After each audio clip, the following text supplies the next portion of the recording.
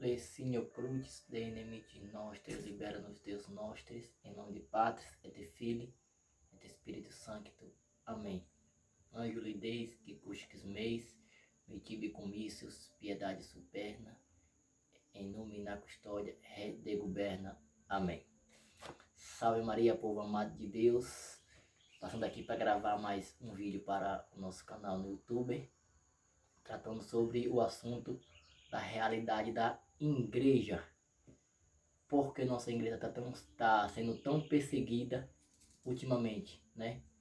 E a gente sabe, nós sabemos disso, que temos ensinamentos muito fortes, né?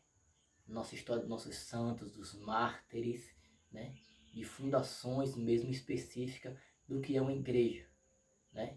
A igreja católica, apostólica, romana e mariana. Queria começar lendo para vocês um parágrafo do catecismo, né? No parágrafo 846, que é desse catecismozinho aqui que eu sempre uso para as missões, né? Tem um outro ali que eu faço meus estudos, né? O Amalérozinho, né? Da edição Loyola. Esse aqui é da edição CNBB. Ela é bem mais simples de se entender, né? E vai dizer assim: fora da igreja não há salvação. Como entender esta afirmação com frequência, repetida pelos padres da igreja? Olha que o catecismo ele mesmo faz uma pergunta, né? E ele mesmo vai responder. Formulada de maneira positiva, ela significa que toda a salvação vem de Cristo, cabeça, por meio da igreja, que é o seu corpo. Nós sabemos que essa passagem está lá em 1 Coríntios 12, né? Que vai dizer que Cristo é a cabeça da igreja. Então não tem nexa de explicações. Dizer que fora da igreja vai haver salvação. Ah, irmãos, e as outras religiões, né? E as outras realidades? Padre Paulo Ricardo explica muito bem isso em uma de suas gravações. Depois vocês podem estar vendo lá, quem vê esse vídeo, né? Que ele fala que essa mesma explicação, fora da igreja não há salvação. E ele explica como se passa passo a passo, né? Se alguém se salvar lá fora, vai ser por meio dos méritos da igreja católica, que é oração do Santo Terço, Santa Missa, Rosário, né? Comunhão, alguém que reza, alguém que está fora da igreja, né? Está recebendo a oração de quem está dentro da igreja. Isso é um ponto muito positivo. A nossa igreja ela tem poder. Por que somos tão perseguidos? Vocês já se pararam para perceber isso? Outras religiões não são perseguidas,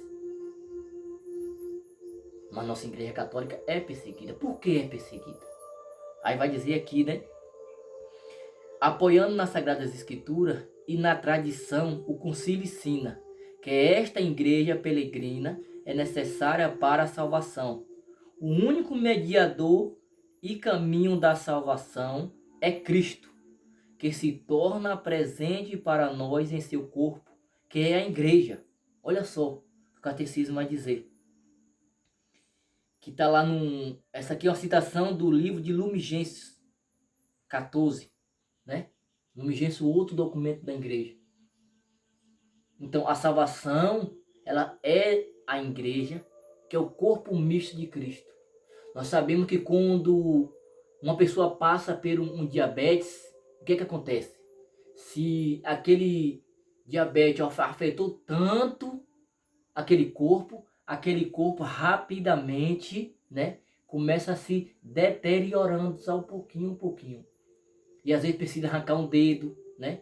Às vezes precisa arrancar uma mão, precisa arrancar um braço. Para quê? Para que não afete todo o outro corpo, né? Nós sabemos que com Cristo não acontece assim. Nós, pecadores, não afetamos o corpo de Cristo, né? Mas nós damos contra-testemunho da igreja, que é o corpo de Cristo. Então, por isso que é necessário, isso que o catecismo quer dizer, por isso que é necessário a gente viver uma vida santa. Porque só vai haver salvação dentro da igreja. Fora da igreja não vai haver salvação. São Paulo chega para nós, né, lá em segundo a Timóteo, né, 2 Timóteo 3,15, ele vai dizer assim, 2 Timóteo 3,15, segundo não, meu Deus, 1 Timóteo 3,15, perdão. Todavia, se eu tardar, ele era bispo, né? Aqui é São Paulo que fala, na verdade, né? Todavia, se eu tardar, quero que saibais como deveis portar-te na casa de Deus, que é a igreja de Deus vivo, igreja de Deus vivo. Nós estamos agora vivendo é, nosso tempo pascual, né?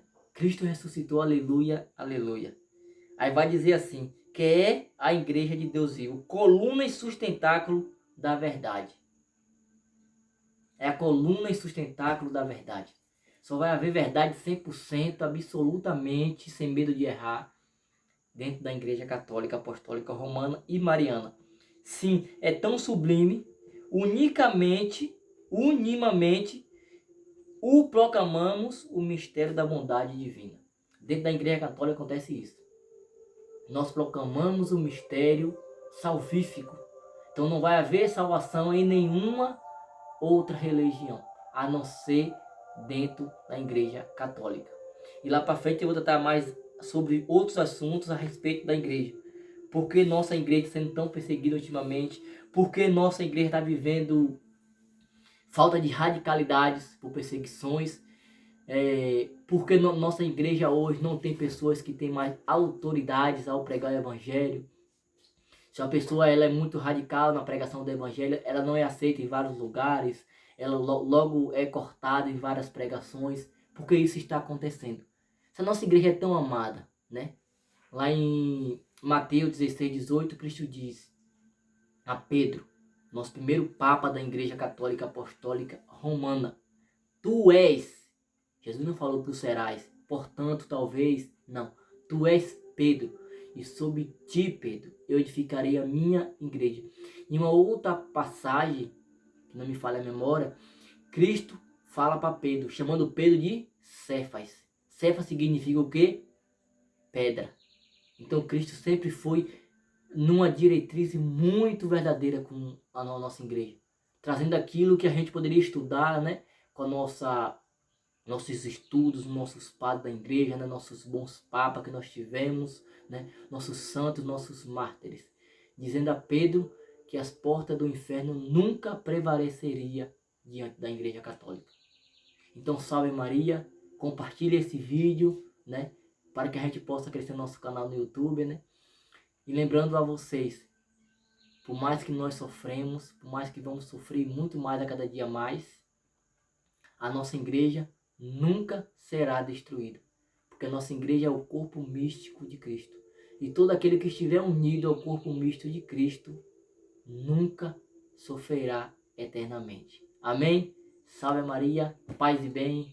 Até o próximo vídeo.